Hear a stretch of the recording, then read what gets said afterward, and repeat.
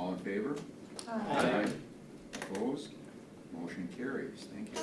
Agenda item 3, Ms. Channel. I'm going to turn it right over to you at this point, and thank you for making the announcement. Yes. Good evening, everyone. I am so proud to sit here today to share Noel Tordson's retirement. He has spent 32 years with our school district, and we are so very proud of all the time that he's dedicated to the Wausau School District, and look forward to hearing about his great adventures once he retires. So Noel, we are so happy for you. We are going to greatly miss you, but congratulations.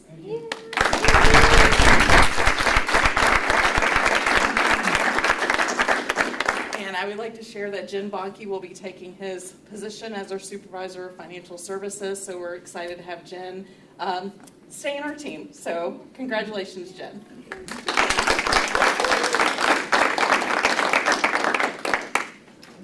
Noel, I won't ask if you have anything to say because I know you are a very quiet individual, so I won't put you on the spot. Did I hear something? Oh, there we go. Thank you. The committee will be asked to approve the audit of the bills. I'm seeking a motion to approve the audit of the bills as presented. So moved. Second. All in favor? Aye. Opposed? Motion carries. Do we have anyone to speak to us?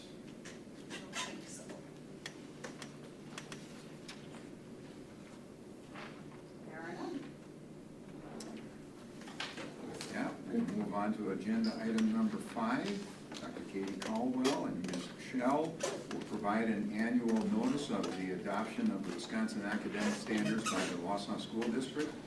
The Wisconsin Academic Standards outline for districts the knowledge and skills students should acquire in each content area throughout their education. The standards also provide guidance for teachers during the development of their lesson plans and instructional practices, ensuring students are learning the skills they need. And with that, Good evening, everybody. We are here once again to get your approval to use the Wisconsin Academic Standards for the 26-27 school year.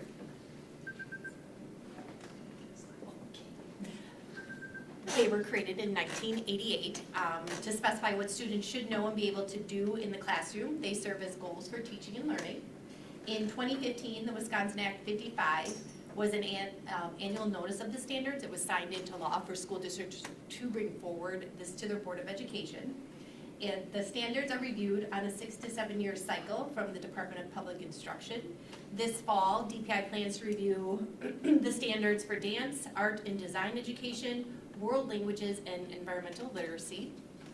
And there are 25 content standards. They have added the additions of art and design, and then the WIDA English language developmental standards as well. And the way that we kind of keep them alive here in the district and keep teachers and educators engaged in those standards and ensuring that we are providing instruction that aligns with the standards. One of our biggest assets is our K-12 leadership teams, or our departments and the department chairs that run that at the secondary level, and our leadership teams at the elementary level. And they work to identify those key learning outcomes based on the standards that they should grow and shift and change over time.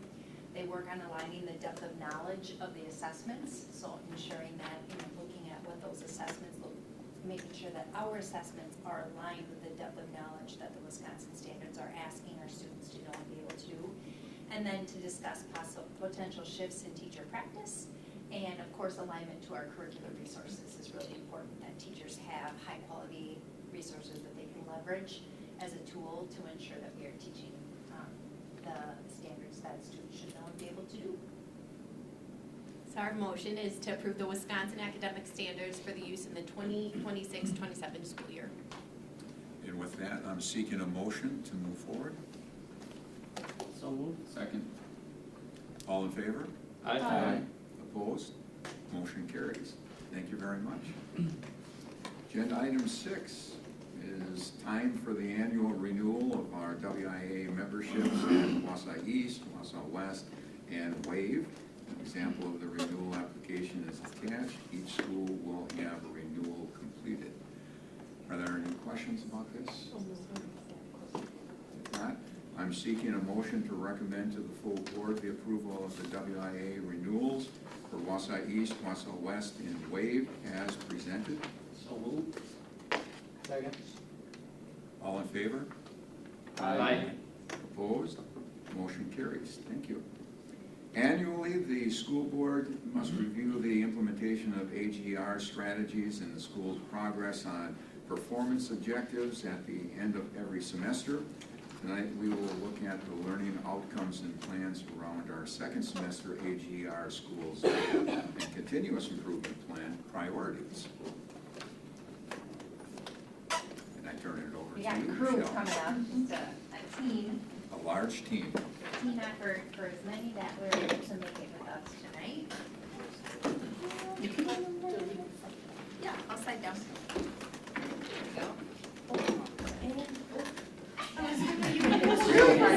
In the middle, It's like a clown car. Welcome to elementary. Here we are. Yes, great. Well, thank you for having us tonight. Once again, we are here with some of our building leaders as well and our district leaders to present some information around student outcome scores and things with our AGR schools. It is a requirement for us to come before you twice a year, so we're excited to just kind of give you our spring update. So with that, just a reminder, for those of you that AGR might be new, it's the achievement gap reduction. And the intention of the funds that we receive is to maintain class sizes of 18:1 or 30:2 in classroom ratios, and the other options are there in terms of what you can choose from as a way to utilize those funds. And we choose in the Wausau School District to maintain that 18:1 class size in our AGR schools in those lower grades. So each school will create performance objectives, which falls right in line with the alignment of our continuous improvement plans in kindergarten through third grade. In the areas of math and reading, we collect data in both those areas, and then we need to identify specific local assessments to help monitor that progress and report out on that progress. And this is really part of something that all of our buildings do. So this isn't any different than the reporting out that we do in all of our buildings, but it's making sure that we are also reporting out to the state what those outcomes are for AGR schools. So you will see we use the Ames Web Plus screener in literacy, and then in math we use both the Forefront Number Sense screener and the iReady diagnostic screener. So even though it's called the diagnostic, remember that is truly a 3 times the year screener. Hi, I'm Sandy Lewins. I am the elementary literacy coordinator. So Kim Pearson, our math coordinator, was unavailable today, but she has been working really hard with new teachers and coming in order to provide AVMR training for all of those. That's been the district initiative. And then as we get new staff, she continues to offer opportunities for them to get trained within that. So at this point within our K2, we are looking at almost 100% across the district. She is also really working hard on AVMR2, which is a kind of an optional, but for a little bit of those higher level grades, and really working through that. Just a real quick little adjustment related to our PSPs, which is our personal support plans, which is aligned to Act 20. So every building has opportunities both within the screener time and within every 10 weeks to really go through and look at our student data trends and identify if students are ready to exit. And we have had some really great increases in terms of our exits this year. Last year, which obviously was the first year of Act 20 implementation, we averaged in buildings anywhere from 1 to 15% of students exiting, and as you can tell, we're up to 29 to 40% of students that are exiting now. So we're starting to see all of our hard work pay off for our students. So what are we looking to accomplish as a team? So we really wanted our district level and building level administrators to collaborate and look at their continuous improvement planning process. In 25-26, we focused on the universal practices with each school's SIP plans being aligned to one broad practice, such as accessibility, routines, and scaffolding. I just would like to say in June, the 10th and 11th, we had a very successful district-wide 4K through 12th grade teams from all 17 schools work through a 2-day, 6 hours each day on a data retreat. So they dug into their data at each of their buildings, looking at what can we do to improve what we're doing really, really well at our buildings and where we need some growth. So every school brought a team together, and it was a very successful 2 days, looking at what is that goal for next year, that continuous improvement plan for each building moving forward. Yes, and just to highlight is K-12, 4K through 12. We are working through a model, which is the Charlotte Danielson model, which is what we use for our teacher educator effectiveness evaluations here in Wausau, and many districts across the state use that. And we're just all concentrating at the elementary next year on certain clusters, which is certain pathways in the Danielson model that includes a plethora of instructional strategies to use with students. So we're all honing in and collaborating around 3 of those clusters that both model pro-social learning environments, as well as some strategies that would sustain student stamina and persistence to the task, things like that are high leverage strategies. We know there's research behind what helps a student gain outcomes. And we also are heavily leaning in on cluster 6, which is around like collaborative planning and collaborative work together as teams. So really looking to align some of our use of our professional learning community time and our common grade level planning time, and including our special ed, multilingual, and title teachers into that space the best we can to increase our collective efficacy. So it's really exciting to see that even though different buildings will have some nuances on the instructional strategies we're approaching, we have some really great space as an elementary team on in-service days to pull together and do some really great things together as a team that will be collective amongst all the elementary schools. So these are our 3 AGR schools, Franklin, G.D. Jones, and Thomas Jefferson, and we just asked principals to highlight some things that they're looking at implementing next year. So I'm just going to share with Franklin's peer observation and collaboration, teachers developing consistency at their grade level through the use of classroom engagement plans, and then developing a school-wide toolbox of scaffolds for both specific curricular resources and cross-content areas. I'm Jen Davidson, the principal at G.D. Jones, and our first one, last year we worked on routines and structures, just really getting things in place with consolidation. Next year we're digging into establishing those high expectations for academic and behavioral procedures, which really includes that attendance and getting our parents engaged so that kids are at school, because if they're not at school, we can't do any of the other things. Hi, I'm Phil Beckham, the Associate Principal at G.D. Jones. Once those high expectations and behavior procedures are established, as Ms. Davidson mentioned, it really clears the runway for some deep data-driven learning. To maximize instructional time, our school is grounding ourselves in the PLC process. We're moving beyond just common planning time and really into those highly structured collaborative inquiry. So this past school year, just for example, I piloted a reflective process with one team of teachers where we really looked at common assessments, whether it be an exit ticket, whether it be a end-of-unit math assessment, and asked these 3 questions. What do we notice? What do we wonder? And then what are we going to try next? So this shifted the focus really to that collective teacher efficacy. And next year we'll scale that across all 6 grade levels. And really just enhance that strategic collaboration. Which then brings me to the 3rd bullet point, if you look at the 3rd point under G.D. Jones. Planning to embed our district math and literacy coordinators. This was something we did last year as well. It was very successful. It just brings expert coaching right to the table where we need it most, whether it's Kim helping our teachers understand how to implement strategies to support productive struggle, whether it's Sandy helping us navigate Act 20 and those PSPs. It's really just ensuring that our high expectations are being matched by that highly targeted instruction.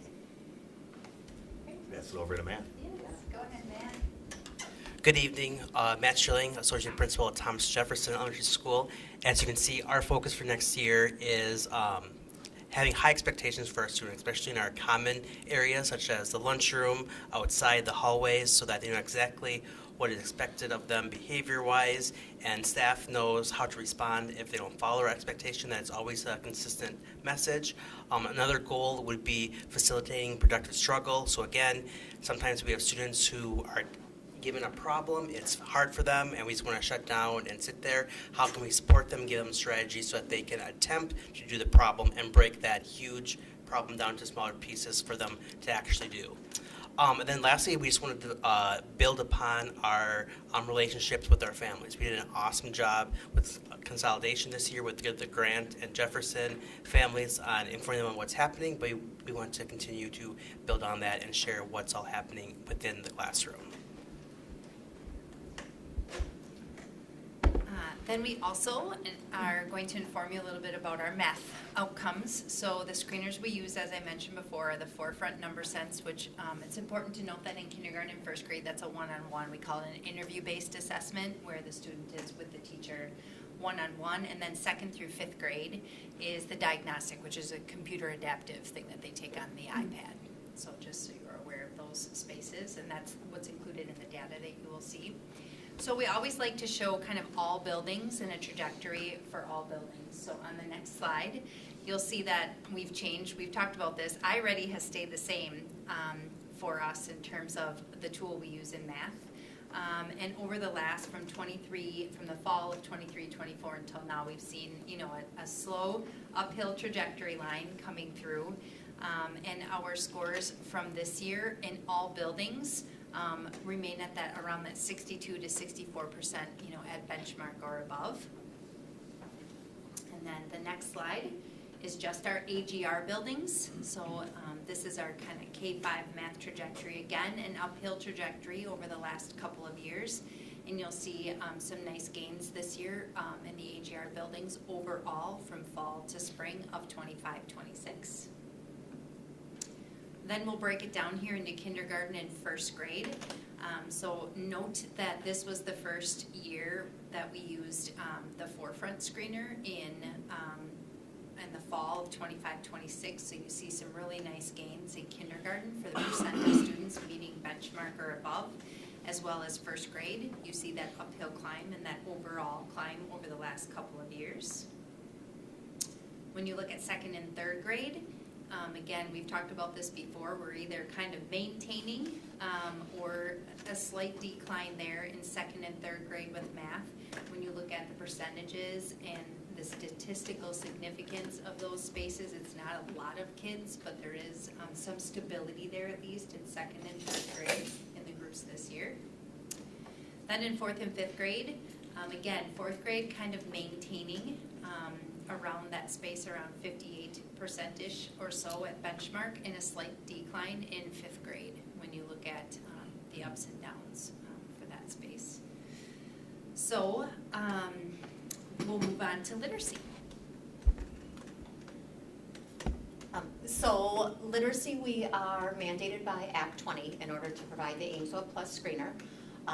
Again, for kindergarten and first grade, that is a interview-based measure where they are given lots of individual timed kind of measures for that.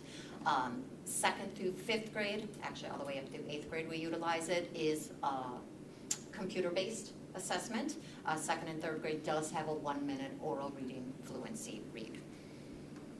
So our next slide then also is all of our kind of data. You can see that from last year to this, we've had a nice little jump, especially in the fall.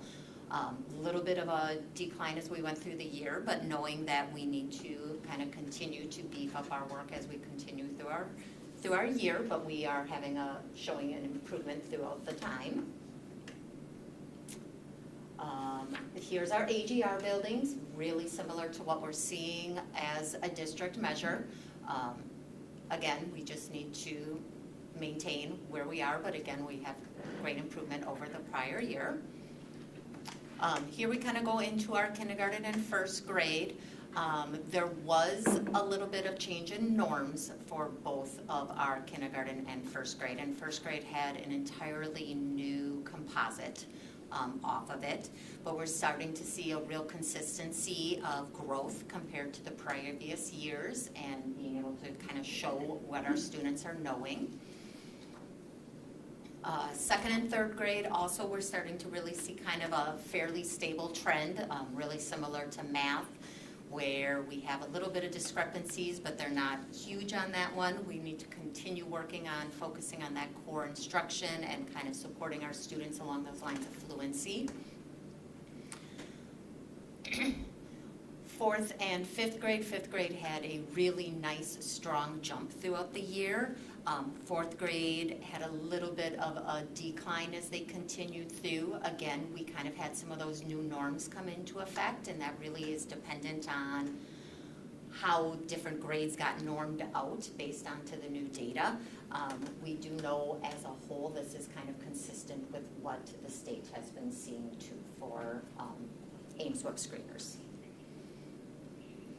Another element that we have that is just a nice little data piece for us is related to one of our universal resources, which is really great reading. They have kind of program composite scores that can be given across. So beginning of program is the BOP, the middle of program, and end of program. I had a lot of feedback from kindergarten because we see kind of a bigger decrease there, that the measure and kind of the layout of the end of program changed from what the students were accustomed to.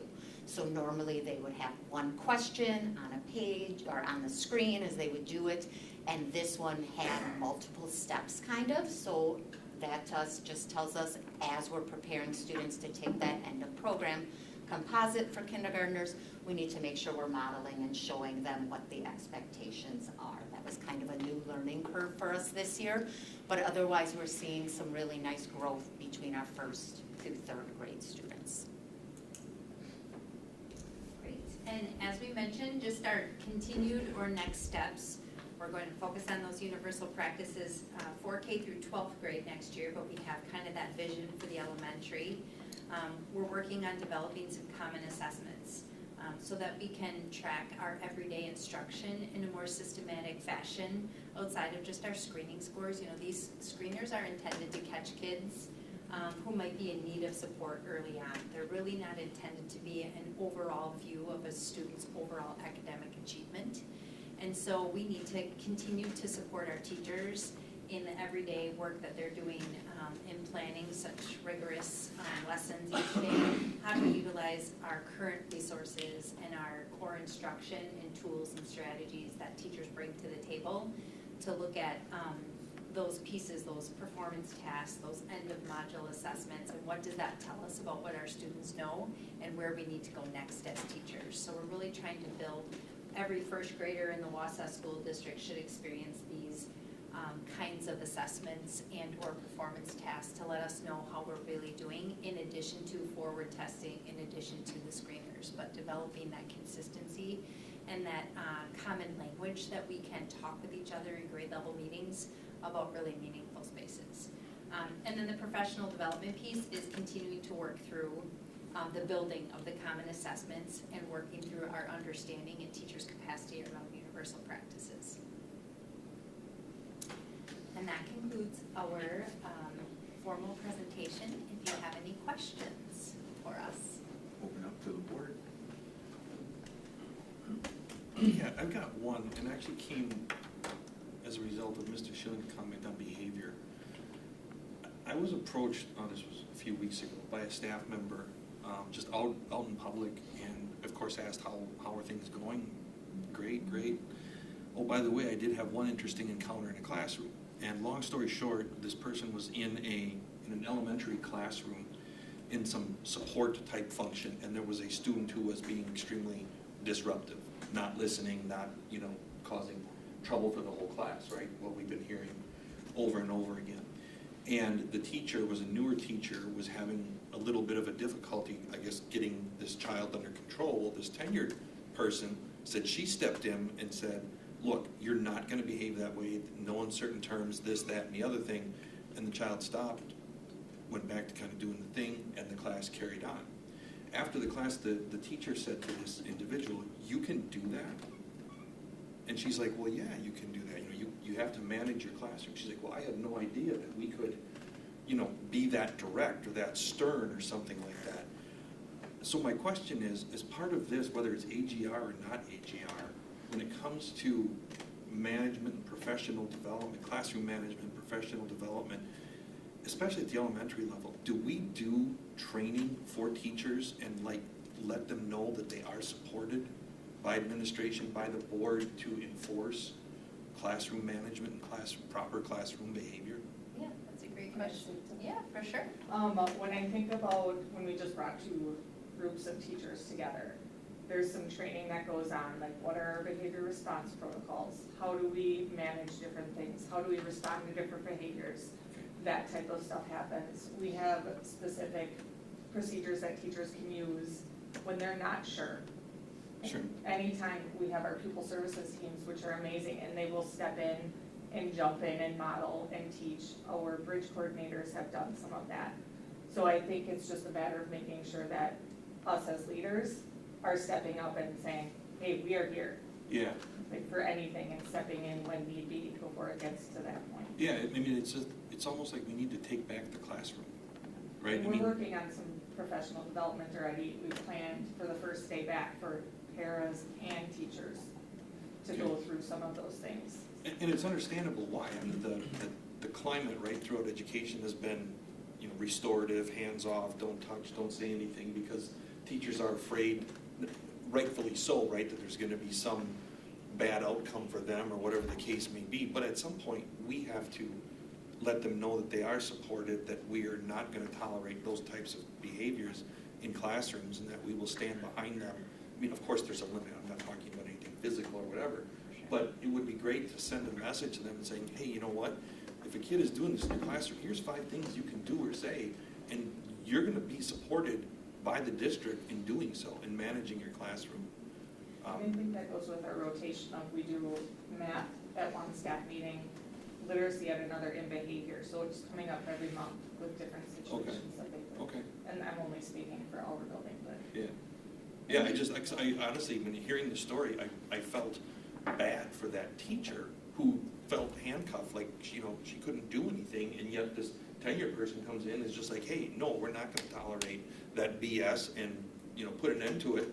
And the classroom went on, and this teacher's like, wow, I didn't even know that I could, you know, operate like that. Sure. So it was just kind of an awakening moment for her that hopefully it'll, you know, take hold going forward.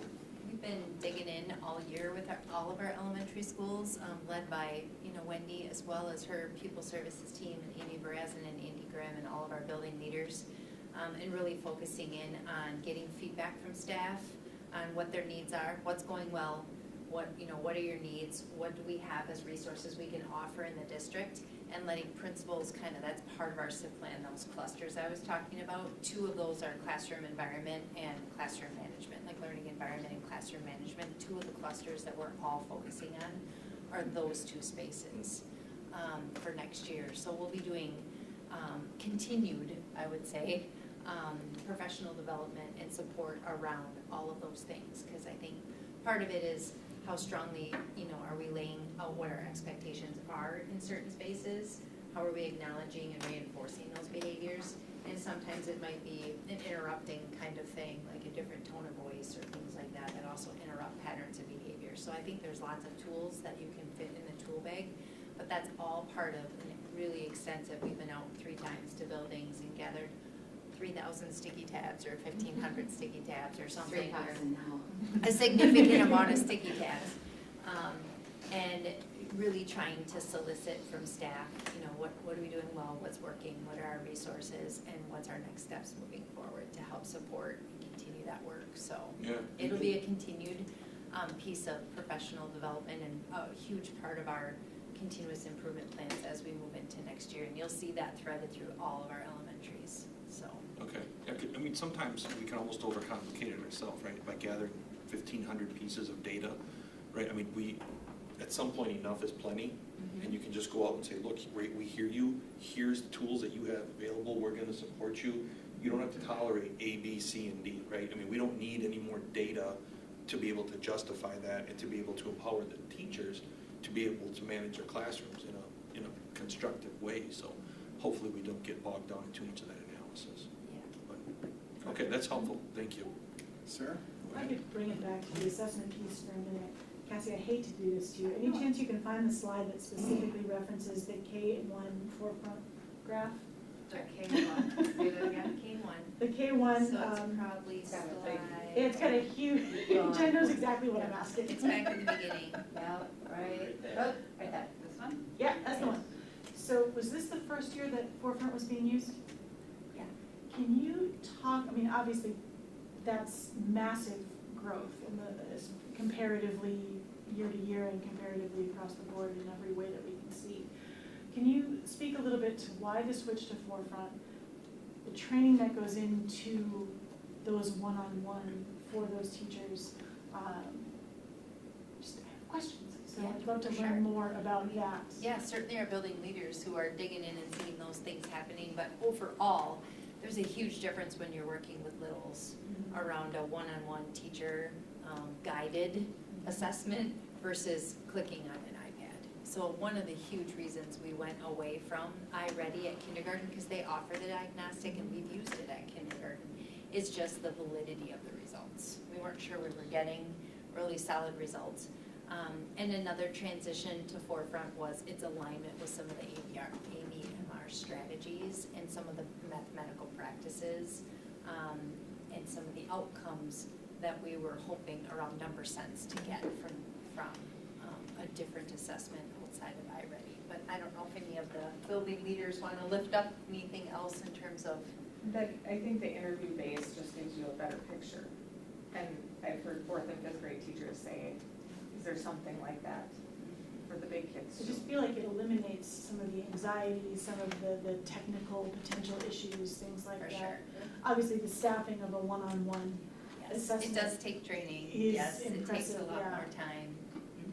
If you hear teachers saying, you know, we're just assessing and it takes a long time, that's the one con of an interview base, but I think they all wanted to do something outside of iReady, that, you know, that came from grassroots of people saying, this isn't giving us what we think our kids can really do, so. I'm really excited to see how that translates into their fall scores in 1st grade next year. Yeah. Interesting to watch. So Yeah. Thank you. Any other questions? I'd seen one of the other slides, Cassie or Amy. Can you go down to? Yeah, so, you know, knowing that the teachers, and they're doing a phenomenal job at these tours, I saw kind of a trend between the K-5 and also 5th grade, going from 57 to 70, or 57 to 51, but another one was like an increase of 57 to 71. Are the teachers giving you any feedback about what's working, what's not? Because on a couple of them that seem to be going down as the year went on. What are they, is it behavioral? Is it maybe we need to, you know, steer a little bit clear of the context and go in a different route? What are they I saying? don't know, do any of your staff give you? The spring assessment takes place right with the window of the forward exam. Okay. So there was a lot of discussion for literacy and math that we take that month and it's like test, test, test, test, test. So depending if you do the forward first or the iReady or Ames. So we did adjust some of that with some of our windows for next year. Okay, That's one of the pieces of feedback. okay, awesome. It'll be interesting to see, maybe the students are just stressed out or something and they're just blown, by, you know, a couple of the tests, so, okay, thanks. Anything else? I'd just like to make one comment. This is great information for us to see. Greatly, I understand how much work goes into gathering all this information, and as you were just saying about the students, a lot of times you're going to have test burnout after a while. We've gotten into that syndrome of a lot of assessments, and sometimes you got to keep your finger on the pulse. And is it too much, or are we okay? What's the timeline in that? So, thank you. I greatly appreciate that. And this was all informational to the board, no action. Thank you. Diane. Thank you. Okay, agenda item 8. Director of Buildings and Grounds, Mr. Ryan Urbanski, will share information about South Mountain EFIS wall system and the need for replacement. And then you're going to be up again right after that, so don't go too far. Okay, sounds good. Thank you. In the late, mid-1990s, early 2000s, some of the, specifically East, Horace Mann, and South Mountain, they utilized an ecosystem for the wall envelope, if you heard of it, stucco. That was kind of the craze at the time, and it looks nice, but for whatever reason, and I don't have the answers to that, we found out through CISA 10 looking at it, through their assessment, working with some contractors and some engineers and architects, that the design, the details weren't gonna, they weren't correct as far as what they know now how to do it. So, what we did a number of a bunch of work on it. The work that we're proposing at South Mountain and Horace Mann have almost identical, the same problems. That they have the identical same problems. Last fall, so we're gonna go with the same system that I described in my memo to the board. The same method, we're gonna take out off the ephes and then essentially clean it up, put weather guard, re-insulate, and put 20 gauge steel on it. We did the same thing at Horace Mann and completed it last fall, and it went very well. I don't think anybody noticed that the difference between the steel panels and the ephes. We don't have the long-term care, so we'd like to go that route again. So we knew we had the problem, the leaking problem at South Mountain. So we got the design, RFP'd a number of folks, and had a pre-bid meeting, went through the project, received 4 bids. Jackson Associates, who actually did the Horace Mann project, was a little bigger on the South Mountain project. The cost of the project is $420,000, and they would be starting in fall, November of this year. That's essentially, I'm here tonight just I want to get the approval that we can move forward with Jackson Associates to complete the work. If you have any questions, first of all. Let me put the motion out, and then we can ask questions after that. I'm seeking a motion to recommend to the full board the acceptance of the bid proposal and contracting Jackson and Associates for the EFIS wall replacement at South Mountain Elementary. So moved. Second. All in favor? Or excuse me, questions? Are there any questions? Yeah, is Jackson, who did the work, are they able to offer any type of a discount? Was this something that they installed incorrectly, or was it just the way that was done originally was per the plan, but it wasn't? So Jackson was the company that did the work to repair the issues we had at Horace Mann. Okay.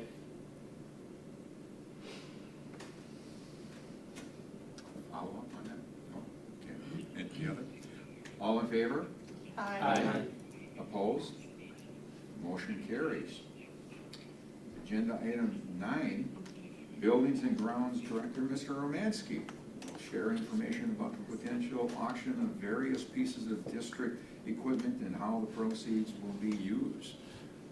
Very interesting. Thank you again. We're looking to utilize, we have utilized for nutrition services, extra equipment, and through Buildings and Grounds, we've used Wisconsin Surplus Auction. They're utilized by a lot of municipalities and government agencies. Historically, we would haul the stuff down to Mount Horeb, and then they'd auction it. We don't pay the purchasers pay the commission for the sale. But it does get costly, it's tough for timing. But in this instance, we have quite a few pieces of equipment that are out of date, obsolete, don't really fit into I guess, bad purchases, haven't been utilized. So we'd like to get rid of a number of those pieces.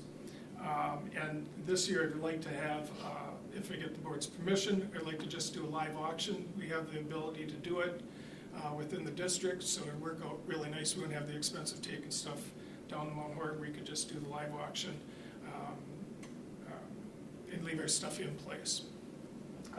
But the one ask I have, is why I'm here tonight, is I'd like to get the board's approval to allow the funds, the proceeds that we make off of the auction, that we can put that back into buildings and grounds for purchase of some of the capital things, some of the equipment we're looking at purchasing this year. Versus in the past, oftentimes it went to the general fund. So it is a way that I'd like to utilize, at least on this auction, that I can plan to purchase some needed equipment that we have. So that's my ask. I know in the past, I think the board has approved, if rather than trading in a pickup, they've sold it and utilized those funds, but that was prior to me. So I guess that's. So obviously you've already asked and begged from Ms. Channel and Mr. Bushman for this to bring it to the board. Well, yeah, it was. I'm looking at those two faces and I'm thinking, okay, is this copacetic here? So I will do this. I'm seeking a motion to recommend to the full board the approval to utilize funds from the auction to be designated to Wausau School District buildings and grounds toward updating needed equipment in the 2026-2027 fiscal year. So moved. Second. Questions? Anyone? When's the auction and what are we selling? Yeah.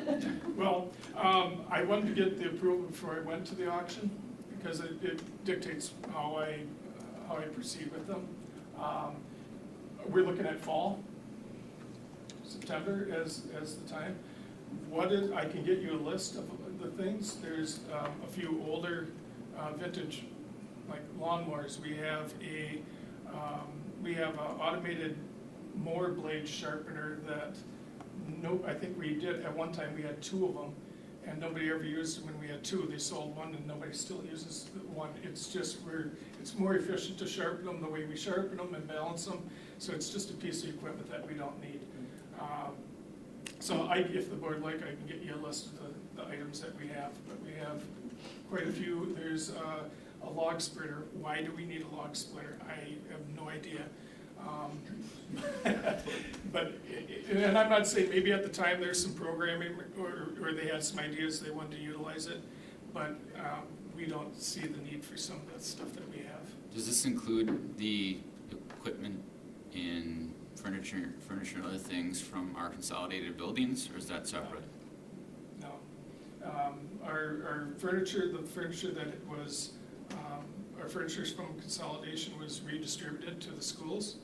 We got rid of some of the outdated stuff and updated it with the existing, with the better furniture. Yeah, I know a lot of it was, but we also still had some that was, was still, for example, was at Grant for a while. We had, everything from lunch tables to, Yeah, we utilized that we had that at Grant and reached out to our various schools and through the custodians and principals to see what we could give them to update that. The rest of it, the cost of moving it and selling it and storing it, just didn't make a whole lot of sense to keep it.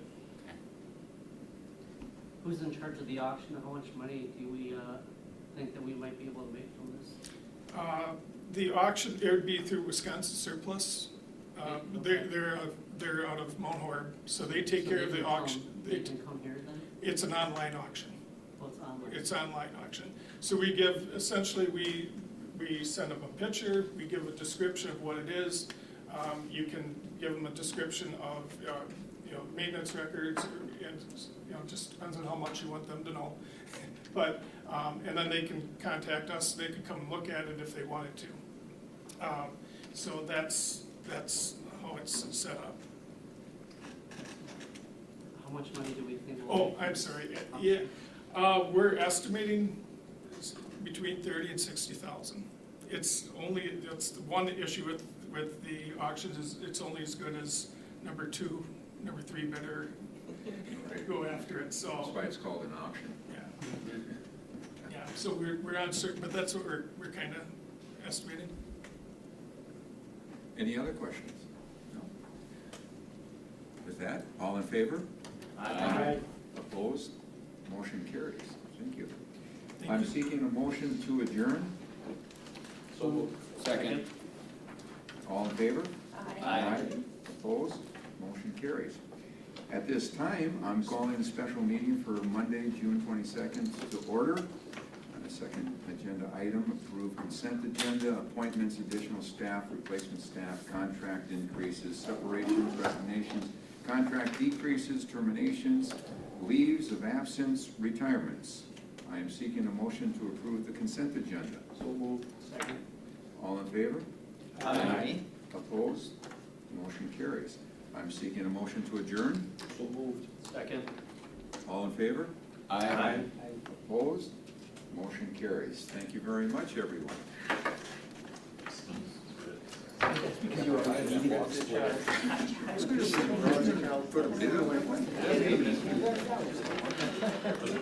Who's building a Wausau? That'd be nice.